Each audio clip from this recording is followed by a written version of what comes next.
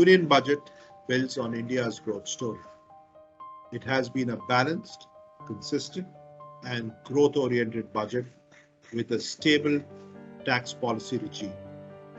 The government has been consistent in its thrust on infrastructure, allocation to capital expenditure, which stands at 19% of total expenditure, is up from 12% in the last two fiscals, FY20 and 21, and this should act as an automatic stabilizer.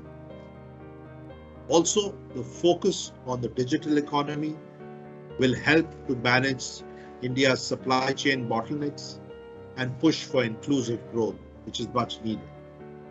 Two major highlights in this budget would be the taxation of virtual digital assets and the introduction of green bonds.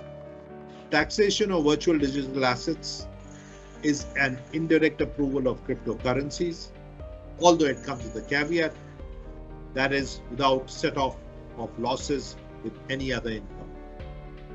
More importantly, the sovereign green bonds will help finance green infrastructure through raising capital at lower cost from global investors. And this should also push in the longer term for India's inclusion in the sovereign bond indices, which will lead to a lot more capital coming into the country. Lastly, given that the pandemic has lingered for more than 2 years now, derailing the fiscal consolidation path was much needed, and the government rightfully has thus effectually provided the required support for growth in the coming fiscal year.